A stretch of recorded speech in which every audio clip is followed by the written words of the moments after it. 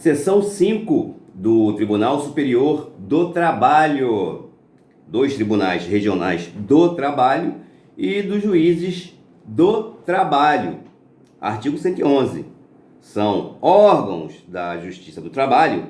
Inciso 1, o Tribunal Superior do Trabalho. 2, os Tribunais Regionais do Trabalho. Inciso 3, juízes do trabalho.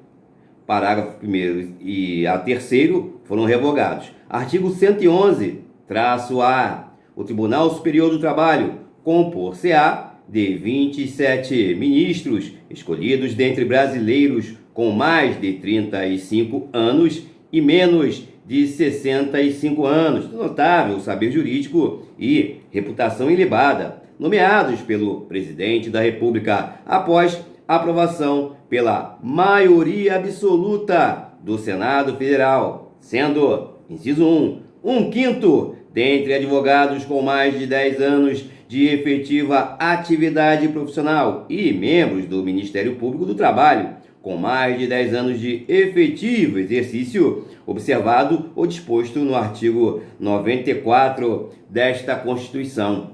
Inciso 2. Os demais, dentre juízes dos Tribunais Regionais do Trabalho, oriundos da magistratura da carreira, indicados pelo próprio Tribunal Superior. Parágrafo 1º. A lei disporá sobre a competência do Tribunal Superior do Trabalho. Parágrafo 2º. Funcionarão junto ao Tribunal Superior do Trabalho. Inciso 1. A Escola Nacional de Formação e Aperfeiçoamento de Magistrados do Trabalho, cabendo-lhe, dentre outras funções, regulamentar os cursos oficiais para o ingresso e promoção na carreira. Inciso 2. O Conselho Superior da Justiça do Trabalho, cabendo-lhe exercer, na forma da lei, a supervisão administrativa, orçamentária, financeira e patrimonial da Justiça do Trabalho, de primeiro e segundo graus, como órgão central do sistema cujas decisões terão efeito vinculante. Parágrafo 3º. Compete ao Tribunal Superior do Trabalho processar e julgar originariamente a reclamação para a preservação de sua competência e garantia da autoridade de suas decisões. Artigo 112. A lei criará varas da Justiça do Trabalho, podendo, nas comarcas não abrangidas por sua jurisdição, atribuí-la aos juízes de direito com recurso para o respectivo Tribunal Regional do Trabalho. Artigo 113. A lei disporá sobre a constituição, investidura, jurisdição, competência, garantias e condições de exercício dos órgãos da Justiça do Trabalho. Artigo 114. Compete à Justiça do Trabalho processar e julgar. Inciso 1. As ações oriundas da relação de trabalho, abrangidos os entes de direito público externo e da administração pública, direta e indireta, da União, dos Estados, do Distrito Federal e dos municípios. Inciso 2. As ações que envolvam o exercício do direito de greve. Inciso 3. As ações sobre representação sindical entre sindicatos e trabalhadores e entre sindicatos e empregadores. Inciso 4. Os mandados de segurança, habeas corpus e habeas data, quando o ato questionado envolver matéria sujeita à sua jurisdição. Inciso 5.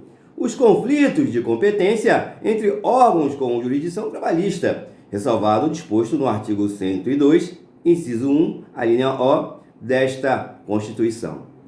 Inciso 6. As ações de indenização por dano moral ou patrimonial decorrentes da relação de trabalho.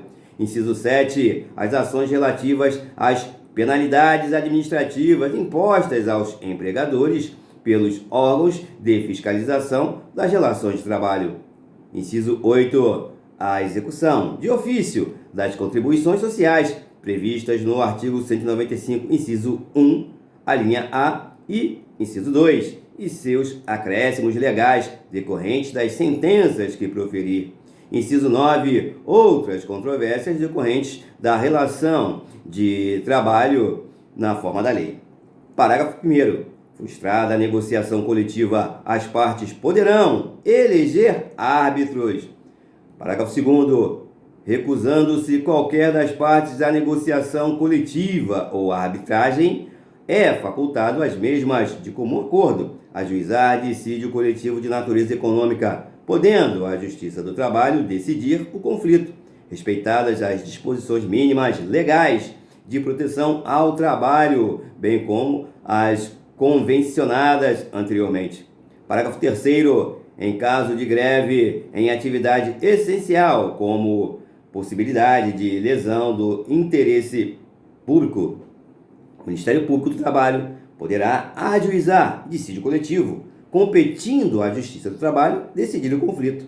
Artigo 115. Os tribunais regionais do trabalho compõem-se de, no mínimo, 7 juízes recrutados, quando possível, na respectiva região, e nomeados pelo Presidente da República dentre brasileiros com mais de 30 e menos de 65 anos, sendo, inciso 1, 1/5 dentre advogados com mais de 10 anos de efetiva atividade profissional e membros do Ministério Público do Trabalho e com mais de 10 anos de efetivo exercício, observado o disposto no artigo 94. Inciso 2. Os demais mediante promoção de juízes do trabalho por antiguidade e merecimento, alternadamente. Parágrafo 1º. Os tribunais regionais do trabalho instalarão a justiça itinerante, com a realização de audiências e demais funções de atividade jurisdicional nos limites territoriais da respectiva jurisdição, servindo-se de equipamentos públicos e comunitários. Parágrafo 2º. Os tribunais regionais de trabalho poderão funcionar descentralizadamente, constituindo câmaras regionais, a fim de assegurar o pleno acesso do jurisdicionado à justiça em todas as fases do processo. Artigo 116. Nas varas do trabalho, a jurisdição será exercida por um juiz singular. Parágrafo único. Revogado. Artigo 117. Revogado.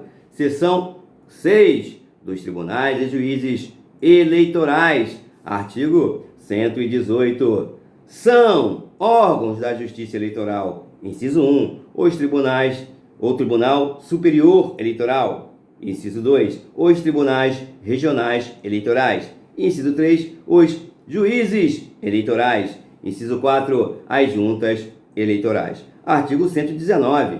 O Tribunal Superior Eleitoral compor-se-á, no mínimo, de 7 membros escolhidos. Inciso 1. Mediante eleição pelo voto secreto. Alínea A. 3 juízes dentre os ministros do Supremo Tribunal Federal. Alínea B. 2 juízes dentre os ministros do Superior Tribunal de Justiça.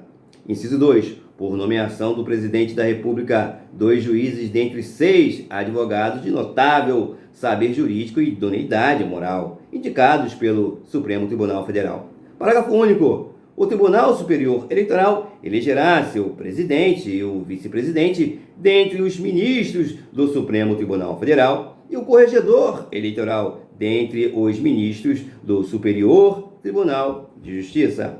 Artigo 120. Haverá um Tribunal Regional Eleitoral na capital de cada estado e no Distrito Federal. Parágrafo 1º.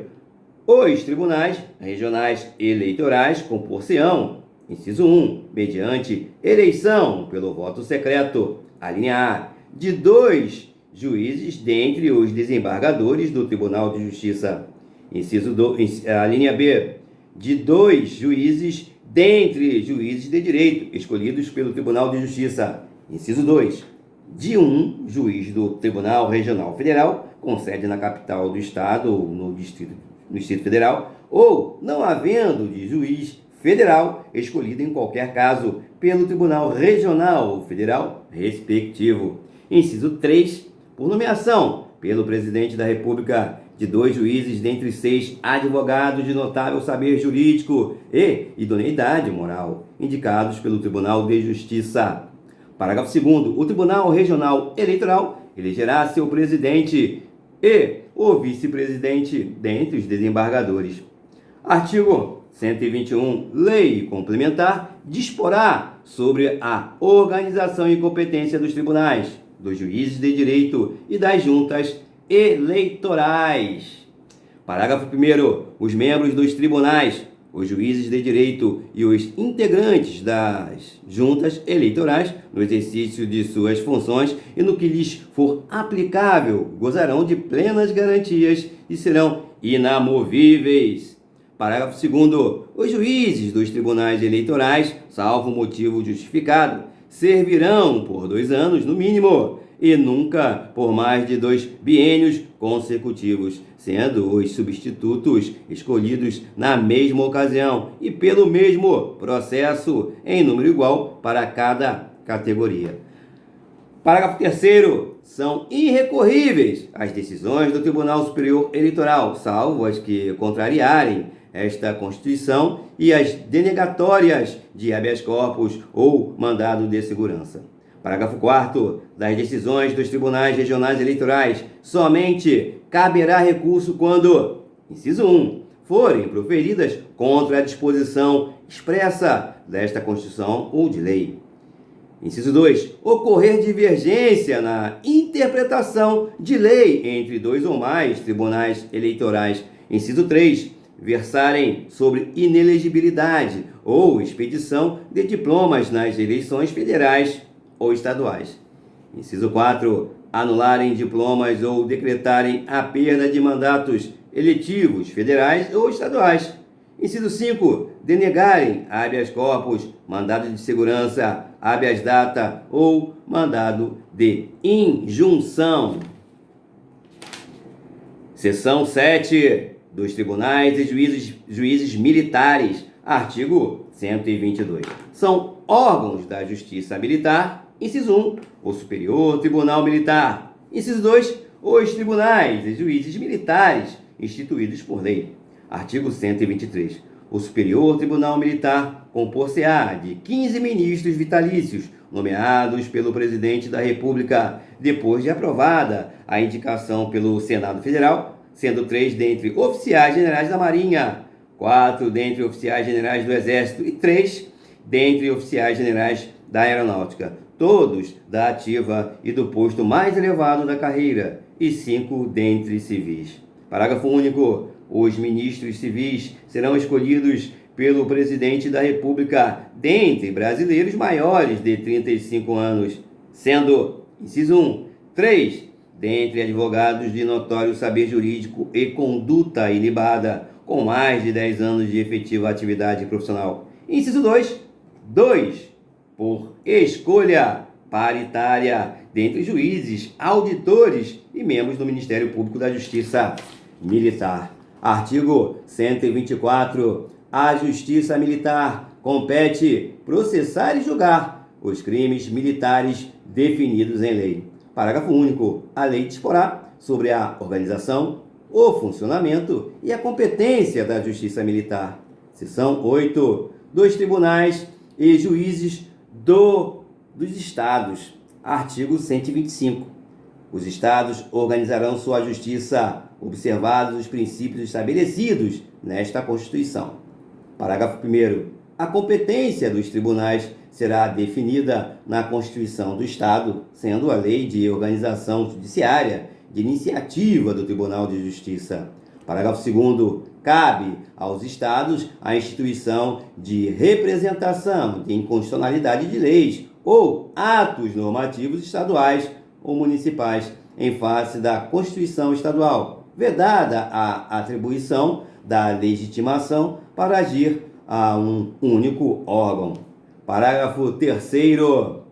A lei estadual poderá criar, mediante proposta do Tribunal de Justiça, a Justiça Militar Estadual, constituída em primeiro grau pelos juízes de direito e pelos conselhos de justiça e, em segundo grau, pelo próprio Tribunal de Justiça ou por Tribunal de Justiça Militar, nos estados em que o efetivo militar seja superior a 20.000 integrantes. Parágrafo 4º. Compete à Justiça Militar Estadual processar e julgar os militares dos estados nos crimes militares definidos em lei e as ações judiciais contra atos disciplinares militares, ressalvada a competência do júri quando a vítima for civil, cabendo ao tribunal competente decidir sobre a perda do posto e da patente dos oficiais e da graduação das praças. Parágrafo 5º. Compete aos juízes de direito do juízo militar processar e julgar, singularmente, os crimes militares cometidos contra civis e as ações judiciais contra atos disciplinares militares, cabendo ao Conselho de Justiça, sob a presidência de juiz de direito, processar e julgar os demais crimes militares. Parágrafo 6º. O Tribunal de Justiça poderá funcionar descentralizadamente, constituindo câmaras regionais a fim de assegurar o pleno acesso do jurisdicionado à justiça em todas as fases do processo. Parágrafo 7º. O Tribunal de Justiça instalará a justiça itinerante com a realização de audiências e demais funções da atividade jurisdicional nos limites territoriais da respectiva jurisdição, servindo-se de equipamentos públicos e comunitários. Artigo 126. Para dirimir conflitos fundiários, o Tribunal de Justiça proporá a criação de varas especializadas com competência exclusiva para questões agrárias. Parágrafo único. Sempre que necessário à eficiente prestação jurisdicional, o juiz far-se-á presente no local do litígio. Capítulo 4 das funções essenciais da Justiça. Seção 1 do Ministério Público. Artigo 127. O Ministério Público é instituição permanente, essencial à função jurisdicional do Estado, incumbindo-lhe a defesa da ordem jurídica, do regime democrático e dos interesses sociais e individuais indisponíveis. Parágrafo 1º. São princípios institucionais do Ministério Público a unidade, a indivisibilidade e a independência funcional. Parágrafo 2º. Ao Ministério Público é assegurada a autonomia funcional e administrativa, podendo, observado o disposto no artigo 169, propor ao Poder Legislativo a criação e extinção de seus cargos e serviços auxiliares, provendo-os por concurso público de provas e títulos, a política remuneratória e seu funcionamento. Parágrafo 3º. O Ministério Público elaborará sua proposta orçamentária dentro dos limites estabelecidos na Lei de Diretrizes Orçamentárias. Parágrafo 4º. Se o Ministério Público não encaminhar a respectiva proposta orçamentária dentro do prazo estabelecido na Lei de Diretrizes Orçamentárias, o Poder Executivo considerará para fins de consolidação da proposta orçamentária anual os valores aprovados na lei orçamentária vigente, ajustados de acordo com os limites estipulados na forma do parágrafo 3º. Parágrafo 5º. Se a proposta orçamentária de que trata este artigo for encaminhada em desacordo com os limites estipulados na forma do parágrafo 3º, o Poder Executivo procederá aos ajustes necessários para fins de consolidação da proposta orçamentária anual.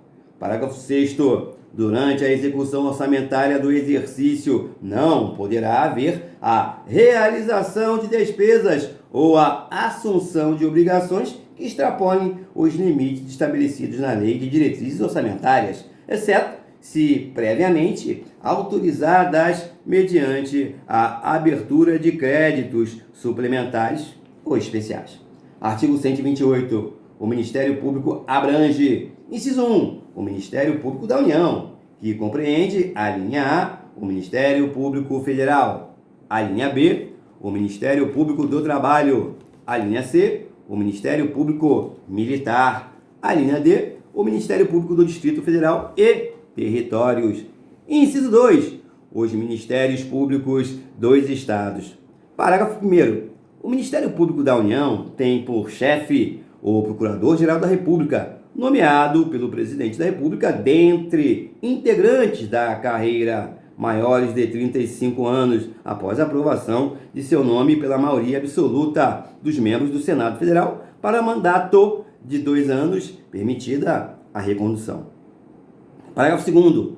A destituição do Procurador-Geral da República, por iniciativa do Presidente da República, deverá ser precedida de autorização da maioria absoluta do Senado Federal. Parágrafo 3º. Os Ministérios Públicos dos Estados e o do Distrito Federal e Territórios formarão lista tríplice dentre integrantes da carreira na forma da lei respectiva para escolha de seu procurador-geral, que será nomeado pelo chefe do Poder Executivo para mandato de 2 anos, permitida uma recondução. Parágrafo 4º. Os procuradores-gerais nos estados e no Distrito Federal e territórios poderão ser destituídos por deliberação da maioria absoluta do Poder Legislativo, na forma da lei complementar respectiva. Parágrafo 5º. Leis complementares da União e dos Estados, cuja iniciativa é facultada aos respectivos procuradores gerais, estabelecerão a organização, as atribuições e o estatuto de cada Ministério Público, observadas relativamente a seus membros. Inciso 1. As seguintes garantias. A linha A. Vitaliciedade após 2 anos de exercício, não podendo perder o cargo senão por sentença judicial transitada em julgado. A linha B. Inamovibilidade, salvo por motivo de interesse público, mediante decisão do órgão colegiado competente por Ministério Público, pelo voto da maioria absoluta de seus membros, assegurada ampla defesa. A linha C. Irredutibilidade de subsídio, fixado na forma do artigo 39, parágrafo 4º, e ressalvado o disposto nos artigos 37, inciso 10 e 11, artigo 150, inciso 2, artigo 153, inciso 3, artigo 153, parágrafo 2º, inciso 1 desta Constituição. Inciso 2. As seguintes vedações. A linha A. Receber a qualquer título e sob qualquer pretexto honorários, percentagens ou custas processuais. A linha B. Exercer a advocacia. A linha C. Participar de sociedade comercial, na forma da lei. A linha D. Exercer, ainda que em disponibilidade, qualquer outra função pública, salvo uma de magistério. A linha E. Exercer atividade político-partidária. A linha F. Receber a qualquer título ou pretexto auxílios ou contribuições de pessoas físicas, entidades públicas ou privadas, ressalvadas as exceções previstas em lei. Parágrafo 6º. Aplica-se aos membros do Ministério Público o disposto no artigo 95, parágrafo único, inciso 5, melhor dizendo, artigo 129. São funções institucionais do Ministério Público. Inciso 1. Promover privativamente a ação penal pública na forma da lei. Inciso 2. Zelar pelo efetivo respeito dos poderes públicos e dos serviços de relevância pública aos direitos assegurados nesta Constituição, promovendo as medidas necessárias à sua garantia. Inciso 3. Promover o inquérito civil e a ação civil pública para a proteção do patrimônio público e social, do meio ambiente e de outros interesses difusos e coletivos. Inciso 4. Promover a ação de inconstitucionalidade ou representação para fins de intervenção da União e dos Estados nos casos previstos nesta Constituição. Inciso 5. Defender judicialmente os direitos e interesses das populações indígenas. Inciso 6. Expedir notificações nos procedimentos administrativos de sua competência, requisitando informações e documentos para instruí-los na forma da lei complementar respectiva. Inciso 7. Exercer o controle externo da atividade policial, na forma da lei complementar mencionada no artigo anterior. Inciso 8. Requisitar diligências investigatórias e a instauração de inquérito policial indicados ou os fundamentos jurídicos de suas manifestações processuais. Inciso 9. Exercer outras funções que lhes forem conferidas, desde que compatíveis com sua finalidade, sendo-lhe vedada a representação judicial e a consultoria jurídica de entidades públicas. Parágrafo 1º. A legitimação do Ministério Público para as ações civis previstas neste artigo não impede a de terceiros, nas mesmas hipóteses, segundo o disposto nesta Constituição e na lei. Parágrafo 2º. As funções do Ministério Público só podem ser exercidas por integrantes da carreira que deverão residir na comarca da respectiva lotação, salvo autorização do chefe da instituição. Parágrafo 3º. O ingresso na carreira do Ministério Público far-se-á mediante concurso público de provas e títulos, assegurada a participação da Ordem dos Advogados do Brasil em sua realização, exigindo-se do bacharel em Direito, no mínimo, 3 anos de atividade jurídica e observando-se nas nomeações a ordem de classificação. Ok? Parágrafo 4º. Aplica-se ao Ministério Público, no que couber, o disposto no artigo 93 desta Constituição. Parágrafo 5º. A distribuição de processos do Ministério Público será imediata. Artigo 130. Aos membros do Ministério Público junto aos tribunais de contas aplicam-se as disposições desta seção pertinentes a direitos, vedações e forma de investidura. Artigo 130-A. O Conselho Nacional do Ministério Público compõe-se de 14 membros nomeados pelo Presidente da República, depois de aprovada a escolha pela maioria absoluta do Senado Federal para um mandato de 2 anos, admitida uma recondução, sendo, inciso 1, o Procurador-Geral da República, que o preside. Inciso 2, 4 membros do Ministério Público da União, assegurada a representação de cada uma de suas carreiras. Inciso 3, 3 membros do Ministério Público, 2 estados. Inciso 4, 2 juízes indicados, um pelo Supremo Tribunal Federal e outro pelo Superior Tribunal de Justiça. Inciso 5, 2 advogados indicados pelo Conselho Federal da Ordem dos Advogados do Brasil. Inciso 6, 2 cidadãos de notável saber jurídico e reputação ilibada, indicados, um pela Câmara dos Deputados e outro pelo Senado Federal. Parágrafo 1º. Os membros do Conselho oriundos do Ministério Público serão indicados pelos respectivos Ministérios Públicos na forma da lei. Parágrafo 2º. Compete ao Conselho Nacional do Ministério Público o controle da atuação administrativa e financeira do Ministério Público e do cumprimento dos deveres funcionais de seus membros, cabendo-lhe, inciso 1, zelar pela autonomia funcional e administrativa do Ministério Público, podendo expedir atos regulamentares no âmbito de sua competência ou recomendar providências.